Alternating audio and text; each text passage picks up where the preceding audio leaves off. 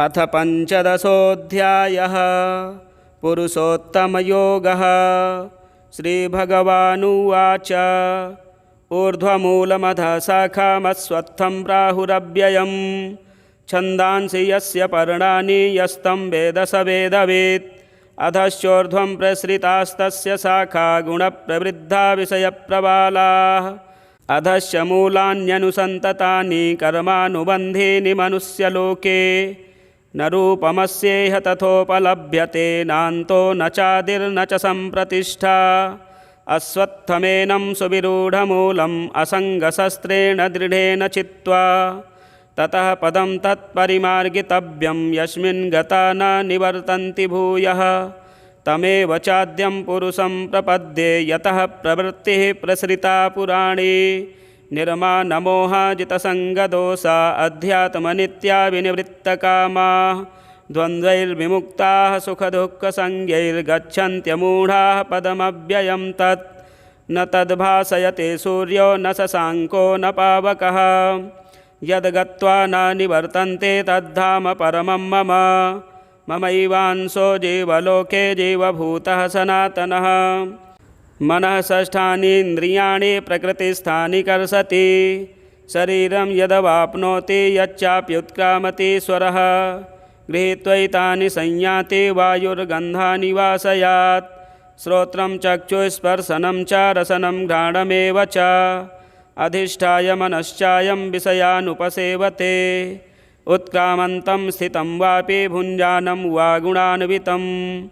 विमूढानानुपश्यन्ति पश्यन्ति ज्ञानचक्षुषः। यतन्तो योगिनश्चैनं पश्यन्त्यात्मन्यवस्थितं। यतन्तोऽप्यकृतात्मानो नैनं पश्यन्त चेतसः। यदादित्यगतं तेजो जगद्भासयतेऽखिलं। यच्चन्द्रमसि यच्चाग्नौ तत्तेजो विद्धि मामकं।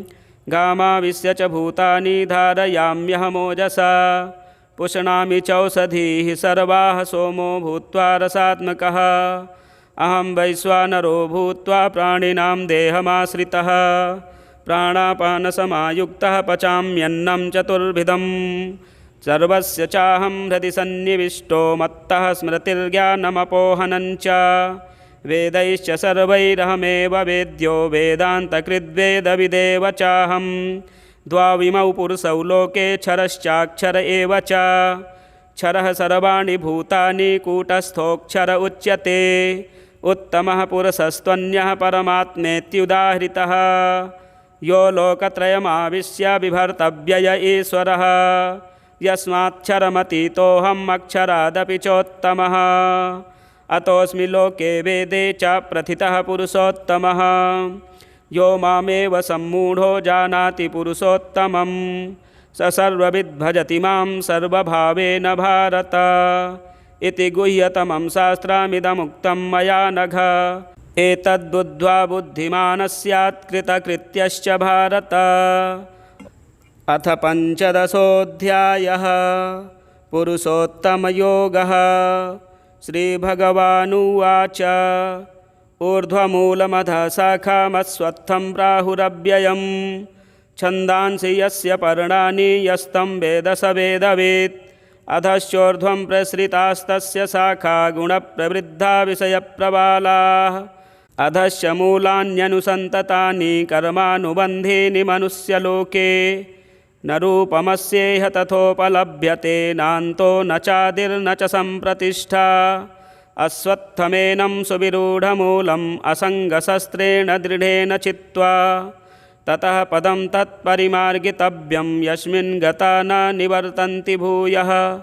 तमेव चाद्यं पुरुषं प्रपद्ये यतः प्रवृत्तिः प्रसृता पुराणे। निर्मानमोहाजितसङ्गदोषा अध्यात्मनित्या विनिवृत्तकामाः। द्वन्द्वैर्विमुक्ताः सुखदुःखसंज्ञैर्गच्छन्त्यमूढाः पदमव्ययं तत्। न तद्भासयते सूर्यो न शशाङ्को न पावकः। यद्गत्वा न निवर्तन्ते तद्धाम परमं मम। ममैवांशो जीवलोके जीवभूतः सनातनः। मनः षष्ठानीन्द्रियाणि प्रकृतिस्थानि कर्षति। शरीरं यदवाप्नोति यच्चाप्युत्क्रामति स्वरः।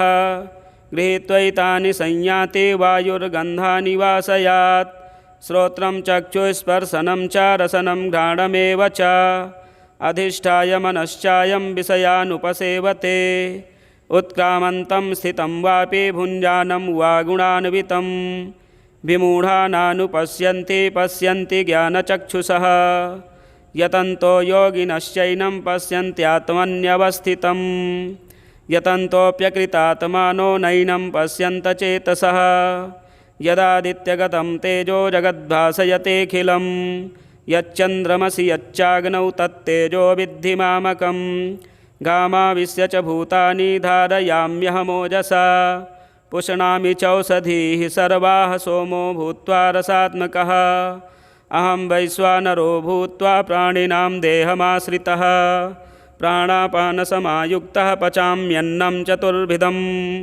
सर्वस्य चाहं हृदि सन्निविष्टो मत्तः स्मृतिर्ज्ञानमपोहनञ्च वेदैश्च सर्वैरहमेव वेद्यो वेदान्तकृद्वेदविदेव चाहं द्वाविमौ पुरुषौ लोके क्षरश्चाक्षर एव च क्षरः सर्वाणि भूतानि कूटस्थोऽक्षर उच्यते उत्तमः पुरुषस्त्वन्यः परमात्मेत्युदाहृतः यो लोकत्रयमाविश्य बिभर्तव्यय ईश्वरः यस्माक्षरमतीतोऽहम् अक्षरादपि चोत्तमः अतोऽस्मि लोके वेदे च प्रथितः पुरुषोत्तमः यो मामेव सम्मूढो जानाति पुरुषोत्तमं स सर्वविद्भजति मां सर्वभावेन भारत इति गुह्यतमं शास्त्रमिदमुक्तं मया नघ एतद्बुद्ध्वा बुद्धिमानः स्यात् कृतकृत्यश्च भारत अथ पञ्चदशोऽध्यायः पुरुषोत्तमयोगः श्रीभगवानुवाच ऊर्ध्वमूलमधः शाखामस्वत्थं प्राहुरव्ययं छन्दांसि यस्य पर्णानि यस्तं वेद स वेदवेत् अधश्चोर्ध्वं प्रसृतास्तस्य शाखा गुणप्रवृद्धा विषयप्रबालाः अधश्च मूलान्यनुसन्ततानि कर्मानुबन्धीनि मनुष्यलोके न रूपमस्येह तथोपलभ्यते नान्तो न चादिर्न च सम्प्रतिष्ठा अश्वत्थमेनं सुविरूढमूलम् असङ्गशस्त्रेण दृढेन चित्वा ततः पदं तत्परिमार्गितव्यं यस्मिन् गता न निवर्तन्ति भूयः तमेव चाद्यं पुरुषं प्रपद्ये यतः प्रवृत्तिः प्रसृता पुराणे निर्मानमोहाजितसङ्गदोषा अध्यात्मनित्या विनिवृत्तकामाः द्वन्द्वैर्विमुक्ताः सुखदुःखसंज्ञैर्गच्छन्त्यमूढाः पदमव्ययं तत् न तद्भासयते सूर्यो न शशाङ्को न पावकः यद्गत्वा न निवर्तन्ते तद्धाम परमं मम ममैवांशो जीवलोके जीवभूतः सनातनः मनः षष्ठानि इन्द्रियाणि प्रकृतिस्थानि कर्षति शरीरं यदवाप्नोति यच्चाप्युत्क्रामतीश्वरः गृहीत्वैतानि संयाति वायुर्गन्धानि वासयात् श्रोत्रं चक्षुस्पर्शनं च रसनं घ्राणमेव च अधिष्ठाय मनश्चायं विषयानुपसेवते उत्क्रामन्तं स्थितं वापि भुञ्जानं वा गुणान्वितं विमूढानानुपश्यन्ति पश्यन्ति ज्ञानचक्षुषः यतन्तो योगिनश्चैनं पश्यन्त्यात्मन्यवस्थितं यतन्तोऽप्यकृतात्मानो नैनं पश्यन्त चेतसः यदादित्यगतं तेजो जगद्भासयतेऽखिलं यच्चन्द्रमसि यच्चाग्नौ तत्तेजो विद्धि मामकं गामाविश्य च भूतानि धारयाम्यहमोजसा पुष्णामि चौषधीः सर्वाः सोमो भूत्वा रसात्मकः अहं वैश्वानरो भूत्वा प्राणिनां देहमाश्रितः प्राणापानसमायुक्तः पचाम्यन्नं चतुर्विधं सर्वस्य चाहं हृदि सन्निविष्टो मत्तः स्मृतिर्ज्ञानमपोहनञ्च वेदैश्च सर्वैरहमेव वेद्यो वेदान्तकृद्वेदविदेव चाहं द्वाविमौ पुरुषौ लोके क्षरश्चाक्षर एव च क्षरः सर्वाणि भूतानि कूटस्थोऽक्षर उच्यते उत्तमः पुरुषस्त्वन्यः परमात्मेत्युदाहृतः यो लोकत्रयमाविश्य बिभर्तव्यय ईश्वरः यस्माक्षरमतीतोऽहम् अक्षरादपि चोत्तमः अतोऽस्मि लोके वेदे च प्रथितः पुरुषोत्तमः यो मामेव सम्मूढो जानाति पुरुषोत्तमं स सर्वविद् भजति मां सर्वभावेन भारत इति गुह्यतमं शास्त्रमिदमुक्तं मया नघ एतद्बुद्ध्वा बुद्धिमान् स्यात् कृतकृत्यश्च भारत। अथ पञ्चदशोऽध्यायः पुरुषोत्तमयोगः। श्रीभगवानुवाच ऊर्ध्वमूलमधः शाखामस्वत्थं प्राहुरव्ययम् छन्दांसि यस्य पर्णानि यस्तं वेद स वेदवेत् अधश्चोर्ध्वं प्रसृतास्तस्य शाखा गुणप्रवृद्धा विषयप्रबालाः अधश्च मूलान्यनुसन्ततानि कर्मानुबन्धीनि मनुष्यलोके न रूपमस्येह तथोपलभ्यते नान्तो न चादिर्न च सम्प्रतिष्ठा अश्वत्थमेनं सुविरूढमूलम् असङ्गशस्त्रेण दृढेन चित्वा ततः पदं तत्परिमार्गितव्यं यस्मिन् गता न निवर्तन्ति भूयः तमेव चाद्यं पुरुषं प्रपद्ये यतः प्रवृत्तिः प्रसृता पुराणी निर्मानमोहाजितसङ्गदोषा अध्यात्मनित्या विनिवृत्तकामाः द्वन्द्वैर्विमुक्ताः सुखदुःखसंज्ञैर्गच्छन्त्यमूढाः पदमव्ययं तत् न तद्भासयते सूर्यो न शशाङ्को न पावकः यद्गत्वा न निवर्तन्ते तद्धाम परमं मम ममैवांशो जीवलोके जीवभूतः सनातनः। मनः षष्ठानि इन्द्रियाणि प्रकृतिस्थानि कर्षति शरीरं यदवाप्नोति यच्चाप्युत्क्रामति स्वरः गृहीत्वैतानि संयाति वायुर्गन्धानि वासयात् श्रोत्रं चक्षुस्पर्शनं च रसनं घ्राणमेव च अधिष्ठाय मनश्चायं विषयानुपसेवते उत्क्रामन्तं स्थितं वापि भुञ्जानं वा गुणान्वितं विमूढानानुपश्यन्ति पश्यन्ति ज्ञानचक्षुषः यतन्तो योगिनश्चैनं पश्यन्त्यात्मन्यवस्थितं यतन्तोऽप्यकृतात्मानो नैनं पश्यन्त चेतसः यदादित्यगतं तेजो जगद्भासयतेऽखिलं यच्चन्द्रमसि यच्चाग्नौ तत्तेजो विद्धि मामकं गामाविश्य च भूतानि धारयाम्यहमोजसा पुष्णामि चौषधीः सर्वाः सोमो भूत्वा रसात्मकः अहं वैश्वानरो भूत्वा प्राणिनां देहमाश्रितः प्राणापानसमायुक्तः पचाम्यन्नं चतुर्विधं सर्वस्य चाहं हृदि सन्निविष्टो मत्तः स्मृतिर्ज्ञानमपोहनं च वेदैश्च सर्वैरहमेव वेद्यो वेदान्तकृद्वेदविदेव चाहं द्वाविमौ पुरुषौ लोके क्षरश्चाक्षर एव च क्षरः सर्वाणि भूतानि कूटस्थोऽक्षर उच्यते उत्तमः पुरुषस्त्वन्यः परमात्मेत्युदाहृतः यो लोकत्रयमाविश्य बिभर्तव्यय ईश्वरः यस्माक्षरमतीतोऽहम् अक्षरादपि चोत्तमः अतोऽस्मि लोके वेदे च प्रथितः पुरुषोत्तमः यो मामेव सम्मूढो जानाति पुरुषोत्तमं स सर्वविद् भजति मां सर्वभावेन भारत इति गुह्यतमं शास्त्रमिदमुक्तं मया नघ एतद्बुद्ध्वा बुद्धिमान् स्यात् कृतकृत्यश्च भारत। अथ पञ्चदशोऽध्यायः पुरुषोत्तमयोगः। श्रीभगवानुवाच ऊर्ध्वमूलमधः शाखामस्वत्थं प्राहुरव्ययं छन्दांसि यस्य पर्णानि यस्तं वेद स वेदवेत् अधश्चोर्ध्वं प्रसृतास्तस्य शाखा गुणप्रवृद्धा विषयप्रबालाः अधश्च मूलान्यनुसन्ततानि कर्मानुबन्धीनि मनुष्यलोके न रूपमस्येह तथोपलभ्यते नान्तो न चादिर्न च सम्प्रतिष्ठा अश्वत्थमेनं सुविरूढमूलम् असङ्गशस्त्रेण दृढेन चित्वा ततः पदं तत्परिमार्गितव्यं यस्मिन् गता न निवर्तन्ति भूयः तमेव चाद्यं पुरुषं प्रपद्ये यतः प्रवृत्तिः प्रसृता पुराणी निर्मानमोहाजितसङ्गदोषा अध्यात्मनित्या विनिवृत्तकामाः द्वन्द्वैर्विमुक्ताः सुखदुःखसंज्ञैर्गच्छन्त्यमूढाः पदमव्ययं तत्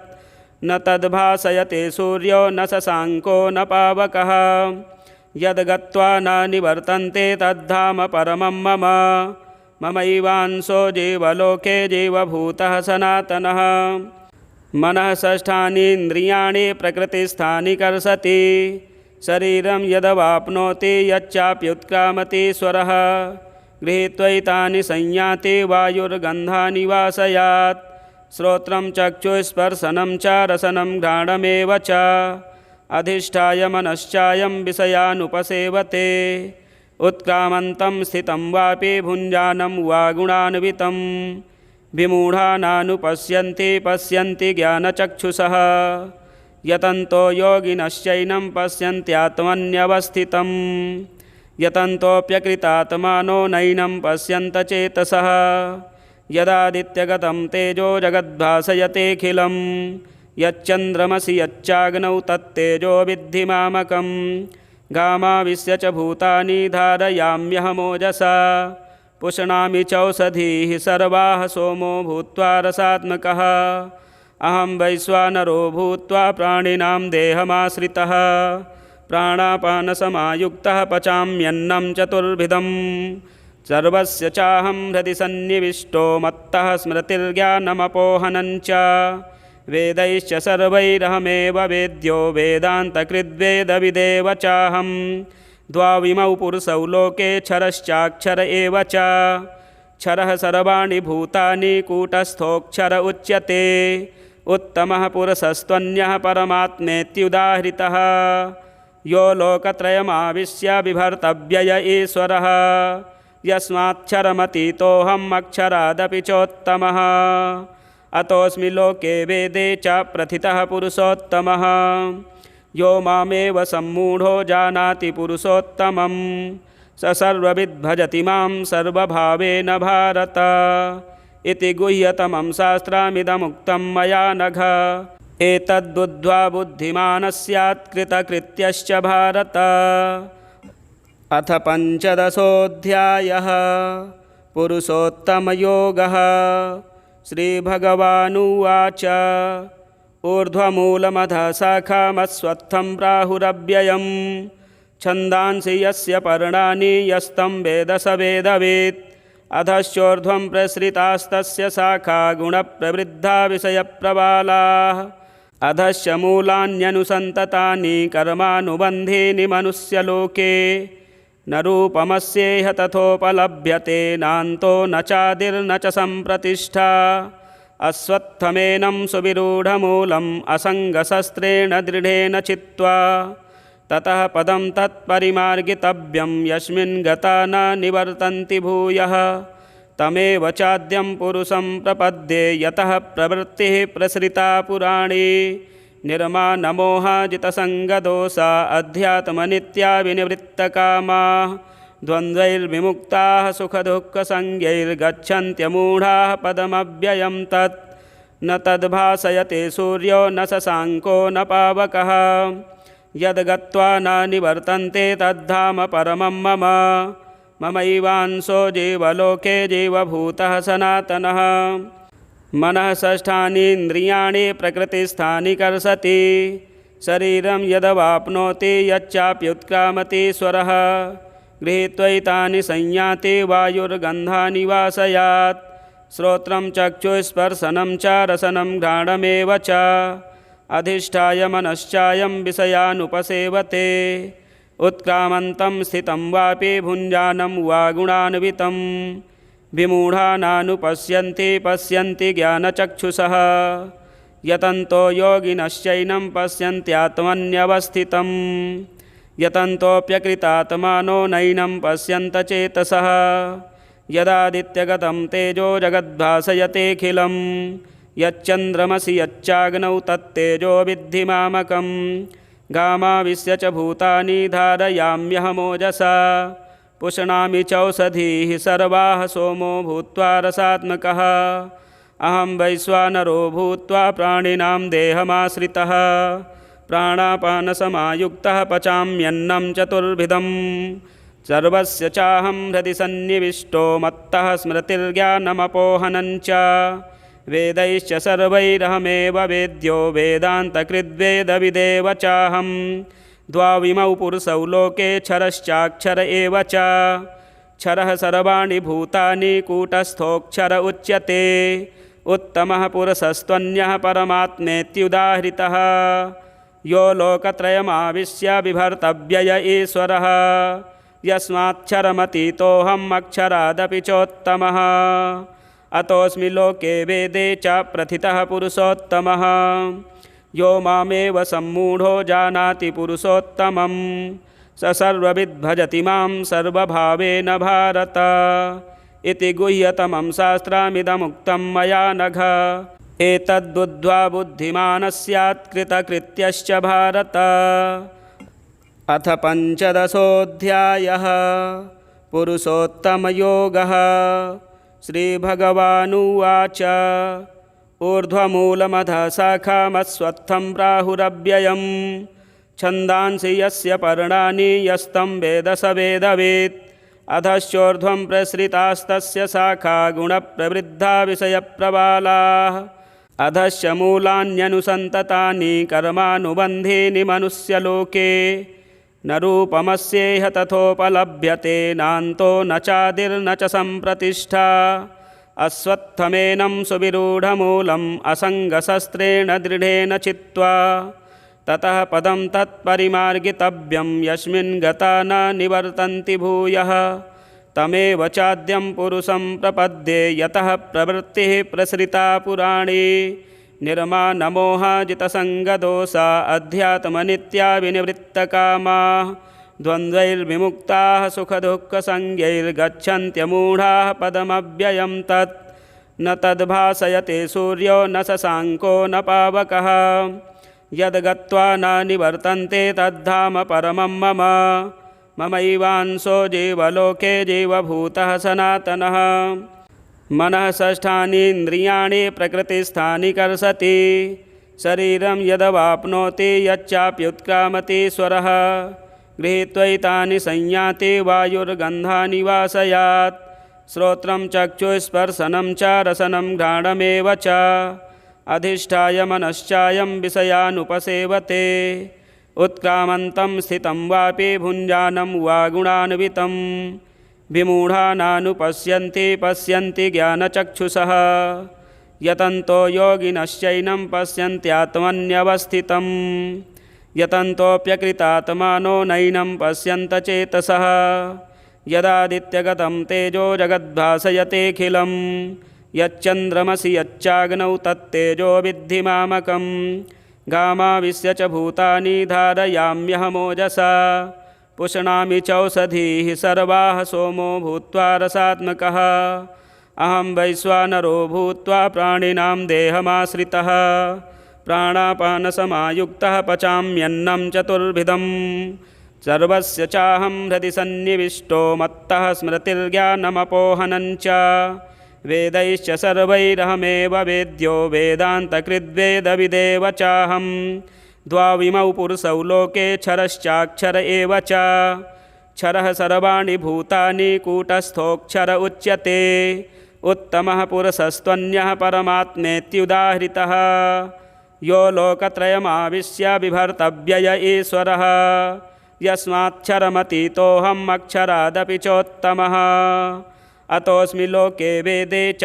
प्रथितः पुरुषोत्तमः यो मामेव सम्मूढो जानाति पुरुषोत्तमं स सर्वविद्भजति मां सर्वभावेन भारत इति गुह्यतमं शास्त्रमिदमुक्तं मया नघ एतद्बुद्ध्वा बुद्धिमानः स्यात् कृतकृत्यश्च भारत। अथ पञ्चदशोऽध्यायः पुरुषोत्तमयोगः। श्रीभगवानुवाच ऊर्ध्वमूलमधः शाखामस्वत्थं प्राहुरव्ययं छन्दांसि यस्य पर्णानि यस्तं वेद स वेदवेत् अधश्चोर्ध्वं प्रसृतास्तस्य शाखा गुणप्रवृद्धा विषयप्रबालाः अधश्च मूलान्यनुसन्ततानि कर्मानुबन्धीनि मनुष्यलोके न रूपमस्येह तथोपलभ्यते नान्तो न चादिर्न च सम्प्रतिष्ठा अश्वत्थमेनं सुविरूढमूलम् असङ्गशस्त्रेण दृढेन चित्वा ततः पदं तत्परिमार्गितव्यं यस्मिन् गता न निवर्तन्ति भूयः तमेव चाद्यं पुरुषं प्रपद्ये यतः प्रवृत्तिः प्रसृता पुराणे निर्मानमोहाजितसङ्गदोषा अध्यात्मनित्या विनिवृत्तकामाः द्वन्द्वैर्विमुक्ताः सुखदुःखसंज्ञैर्गच्छन्त्यमूढाः पदमव्ययं तत् न तद्भासयते सूर्यो न शशाङ्को न पावकः यद्गत्वा न निवर्तन्ते तद्धाम परमं मम ममैवांशो जीवलोके जीवभूतः सनातनः मनः षष्ठानीन्द्रियाणि प्रकृतिस्थानि कर्षति शरीरं यदवाप्नोति यच्चाप्युत्क्रामति स्वरः गृहीत्वैतानि संयाति वायुर्गन्धानि वासयात् श्रोत्रं चक्षुस्पर्शनं च रसनं घ्राणमेव च अधिष्ठाय मनश्चायं विषयानुपसेवते उत्क्रामन्तं स्थितं वापि भुञ्जानं वा गुणान्वितं विमूढानानुपश्यन्ति पश्यन्ति ज्ञानचक्षुषः यतन्तो योगिनश्चैनं पश्यन्त्यात्मन्यवस्थितं यतन्तोऽप्यकृतात्मानो नैनं पश्यन्त चेतसः यदादित्यगतं तेजो जगद्भासयतेऽखिलं यच्चन्द्रमसि यच्चाग्नौ तत्तेजो विद्धि मामकं गामाविश्य च भूतानि धारयाम्यहमोजसा पुष्णामि चौषधीः सर्वाः सोमो भूत्वा रसात्मकः अहं वैश्वानरो भूत्वा प्राणिनां देहमाश्रितः प्राणापानसमायुक्तः पचाम्यन्नं चतुर्विधं सर्वस्य चाहं हृदि सन्निविष्टो मत्तः स्मृतिर्ज्ञानमपोहनञ्च वेदैश्च सर्वैरहमेव वेद्यो वेदान्तकृद्वेदविदेव चाहं द्वाविमौ पुरुषौ लोके क्षरश्चाक्षर एव च क्षरः सर्वाणि भूतानि कूटस्थोऽक्षर उच्यते उत्तमः पुरुषस्त्वन्यः परमात्मेत्युदाहृतः यो लोकत्रयमाविश्य बिभर्तव्यय ईश्वरः यस्माक्षरमतीतोऽहम् अक्षरादपि चोत्तमः अतोऽस्मि लोके वेदे च प्रथितः पुरुषोत्तमः यो मामेव सम्मूढो जानाति पुरुषोत्तमं स सर्वविद्भजति मां सर्वभावेन भारत इति गुह्यतमं शास्त्रमिदमुक्तं मया नघ एतद्बुद्ध्वा बुद्धिमान् स्यात् कृतकृत्यश्च भारत अथ पञ्चदशोऽध्यायः पुरुषोत्तमयोगः श्रीभगवानुवाच ऊर्ध्वमूलमधः शाखामस्वत्थं प्राहुरव्ययं छन्दांसि यस्य पर्णानि यस्तं वेद स वेदवेत् अधश्चोर्ध्वं प्रसृतास्तस्य शाखा गुणप्रवृद्धा विषयप्रबालाः अधश्च मूलान्यनुसन्ततानि कर्मानुबन्धीनि मनुष्यलोके न रूपमस्येह तथोपलभ्यते नान्तो न चादिर्न च सम्प्रतिष्ठा अश्वत्थमेनं सुविरूढमूलम् असङ्गशस्त्रेण दृढेन चित्वा ततः पदं तत्परिमार्गितव्यं यस्मिन् गता न निवर्तन्ति भूयः तमेव चाद्यं पुरुषं प्रपद्ये यतः प्रवृत्तिः प्रसृता पुराणे निर्मानमोहाजितसङ्गदोषा अध्यात्मनित्या विनिवृत्तकामाः द्वन्द्वैर्विमुक्ताः सुखदुःखसंज्ञैर्गच्छन्त्यमूढाः पदमव्ययं तत् न तद्भासयते सूर्यो न शशाङ्को न पावकः यद्गत्वा न निवर्तन्ते तद्धाम परमं मम ममैवांशो जीवलोके जीवभूतः सनातनः मनः षष्ठानीन्द्रियाणि प्रकृतिस्थानि कर्षति शरीरं यदवाप्नोति यच्चाप्युत्क्रामति स्वरः गृहीत्वैतानि संयाति वायुर्गन्धानि वासयात् श्रोत्रं चक्षुस्पर्शनं च रसनं घ्राणमेव च अधिष्ठाय मनश्चायं विषयानुपसेवते उत्क्रामन्तं स्थितं वापि भुञ्जानं वा गुणान्वितं विमूढानानुपश्यन्ति पश्यन्ति ज्ञानचक्षुषः यतन्तो योगिनश्चैनं पश्यन्त्यात्मन्यवस्थितं यतन्तोऽप्यकृतात्मानो नैनं पश्यन्त चेतसः यदादित्यगतं तेजो जगद्भासयतेऽखिलं यच्चन्द्रमसि यच्चाग्नौ तत्तेजो विद्धि मामकं घामाविश्य च भूतानि धारयाम्यहमोजसा पुष्णामि चौषधीः सर्वाः सोमो भूत्वा रसात्मकः अहं वैश्वानरो भूत्वा प्राणिनां देहमाश्रितः प्राणापानसमायुक्तः पचाम्यन्नं चतुर्विधं सर्वस्य चाहं हृदि सन्निविष्टो मत्तः स्मृतिर्ज्ञानमपोहनं च वेदैश्च सर्वैरहमेव वेद्यो वेदान्तकृद्वेदविदेव चाहं द्वाविमौ पुरुषौ लोके क्षरश्चाक्षर एव च क्षरः सर्वाणि भूतानि कूटस्थोऽक्षर उच्यते उत्तमः पुरुषस्त्वन्यः परमात्मेत्युदाहृतः यो लोकत्रयमाविश्य बिभर्तव्यय ईश्वरः यस्माक्षरमतीतोऽहम् अक्षरादपि चोत्तमः अतोऽस्मि लोके वेदे च प्रथितः पुरुषोत्तमः यो मामेव सम्मूढो जानाति पुरुषोत्तमं स सर्वविद् भजति मां सर्वभावेन भारत इति गुह्यतमं शास्त्रमिदमुक्तं मया नघ एतद्बुद्ध्वा बुद्धिमानः स्यात् कृतकृत्यश्च भारत अथ पञ्चदशोऽध्यायः पुरुषोत्तमयोगः श्रीभगवानुवाच ऊर्ध्वमूलमधः शाखामस्वत्थं प्राहुरव्ययं छन्दांसि यस्य पर्णानि यस्तं वेद स वेदवेत् अधश्चोर्ध्वं प्रसृतास्तस्य शाखा गुणप्रवृद्धा विषयप्रबालाः अधश्च मूलान्यनुसन्ततानि कर्मानुबन्धीनि मनुष्यलोके न रूपमस्येह तथोपलभ्यते नान्तो न चादिर्न च सम्प्रतिष्ठा अश्वत्थमेनं सुविरूढमूलम् असङ्गशस्त्रेण दृढेन चित्वा ततः पदं तत्परिमार्गितव्यं यस्मिन् गता न निवर्तन्ति भूयः तमेव चाद्यं पुरुषं प्रपद्ये यतः प्रवृत्तिः प्रसृता पुराणे निर्मानमोहाजितसङ्गदोषा अध्यात्मनित्या विनिवृत्तकामाः द्वन्द्वैर्विमुक्ताः सुखदुःखसंज्ञैर्गच्छन्त्यमूढाः पदमव्ययं तत् न तद्भासयते सूर्यो न शशाङ्को न पावकः यद्गत्वा न निवर्तन्ते तद्धाम परमं मम ममैवांशो जीवलोके जीवभूतः सनातनः मनः षष्ठानीन्द्रियाणि प्रकृतिस्थानि कर्षति शरीरं यदवाप्नोति यच्चाप्युत्क्रामतीश्वरः गृहीत्वैतानि संयाति वायुर्गन्धानि वासयात् श्रोत्रं चक्षुस्पर्शनं च रसनं घ्राणमेव च अधिष्ठाय मनश्चायं विषयानुपसेवते उत्क्रामन्तं स्थितं वापि भुञ्जानं वा गुणान्वितं विमूढानानुपश्यन्ति पश्यन्ति ज्ञानचक्षुषः यतन्तो योगिनश्चैनं पश्यन्त्यात्मन्यवस्थितं यतन्तोऽप्यकृतात्मानो नैनं पश्यन्त चेतसः यदादित्यगतं तेजो जगद्भासयतेऽखिलं यच्चन्द्रमसि यच्चाग्नौ तत्तेजो विद्धि मामकं घामाविश्य च भूतानि धारयाम्यहमोजसा पुष्णामि चौषधीः सर्वाः सोमो भूत्वा रसात्मकः अहं वैश्वानरो भूत्वा प्राणिनां देहमाश्रितः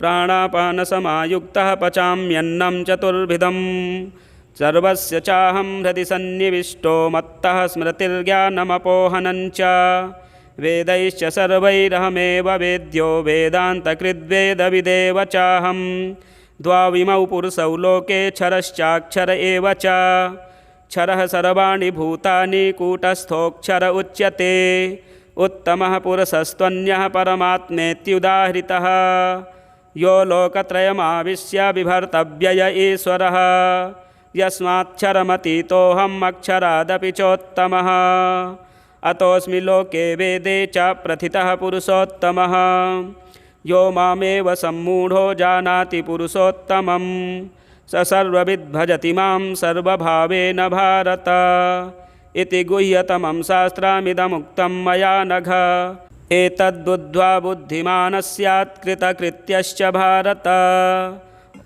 अथ पंचदशोऽध्यायः पुरुषोत्तमयोगः। श्रीभगवानुवाच ऊर्ध्वमूलमधः शाखामस्वत्थं प्राहुरव्ययं छन्दांसि यस्य पर्णानि यस्तं वेद स वेदवेत्। अधश्चोर्ध्वं प्रसृतास्तस्य शाखा गुणप्रवृद्धा विषयप्रबालाः। अधश्च मूलान्यनुसन्ततानि कर्मानुबन्धीनि मनुष्यलोके। न रूपमस्येह तथोपलभ्यते नान्तो न चादिर्न च सम्प्रतिष्ठा। अश्वत्थमेनं सुविरूढमूलम् असङ्गशस्त्रेण दृढेन चित्वा ततः पदं तत्परिमार्गितव्यं यस्मिन् गता न निवर्तन्ति भूयः। तमेव चाद्यं पुरुषं प्रपद्ये यतः प्रवृत्तिः प्रसृता पुराणे। निर्मानमोहाजितसङ्गदोषा अध्यात्मनित्या विनिवृत्तकामाः। द्वन्द्वैर्विमुक्ताः सुखदुःखसंज्ञैर्गच्छन्त्यमूढाः पदमव्ययं तत्। न तद्भासयते सूर्यो न शशाङ्को न पावकः। यद्गत्वा न निवर्तन्ते तद्धाम परमं मम। ममैवांशो जीवलोके जीवभूतः सनातनः। मनः षष्ठानीन्द्रियाणि प्रकृतिस्थानि कर्षति। शरीरं यदवाप्नोति यच्चाप्युत्क्रामति स्वरः। गृहीत्वैतानि संयाति वायुर्गन्धानि वासयात्। श्रोत्रं चक्षुस्पर्शनं च रसनं घ्राणमेव च। अधिष्ठाय मनश्चायं विषयानुपसेवते। उत्क्रामन्तं स्थितं वापि भुञ्जानं वा गुणान्वितं। विमूढानानुपश्यन्ति पश्यन्ति ज्ञानचक्षुषः। यतन्तो योगिनश्चैनं पश्यन्त्यात्मन्यवस्थितं। यतन्तोऽप्यकृतात्मानो नैनं पश्यन्त चेतसः। यदादित्यगतं तेजो जगद्भासयतेऽखिलं। यच्चन्द्रमसि यच्चाग्नौ तत्तेजो विद्धि मामकं। गामाविश्य च भूतानि धारयाम्यहमोजसा। पुष्णामि चौषधीः सर्वाः सोमो भूत्वा रसात्मकः। अहं वैश्वानरो भूत्वा प्राणिनां देहमाश्रितः। प्राणापानसमायुक्तः पचाम्यन्नं चतुर्विधं। सर्वस्य चाहं हृदि सन्निविष्टो मत्तः स्मृतिर्ज्ञानमपोहनं च।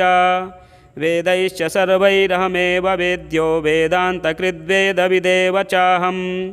द्वाविमौ पुरुषौ लोके क्षरश्चाक्षर एव च। क्षरः सर्वाणि भूतानि कूटस्थोऽक्षर उच्यते। उत्तमः पुरुषस्त्वन्यः परमात्मेत्युदाहृतः।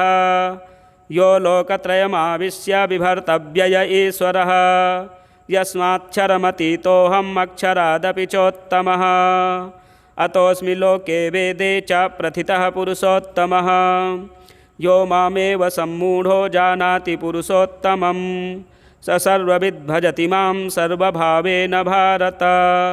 इति गुह्यतमं शास्त्रमिदमुक्तं मया नघ। एतद्बुद्ध्वा बुद्धिमानः स्यात् कृतकृत्यश्च भारत। ॐ तत्सदिति श्रीमद्भगवद्गीतासूपनिषत्सु ब्रह्मविद्यायां योगशास्त्रे श्रीकृष्णार्जुनसंवादे पुरुषोत्तमयोगो नाम पंचदशोऽध्यायः। प्रिय दर्शकों, इसी प्रकार के वीडियो देखने के लिए चैनल को ज़्यादा से ज़्यादा सब्सक्राइब करें, वीडियो शेयर करें, लाइक करें। मिलते हैं एक और वीडियो में। जय श्री राम।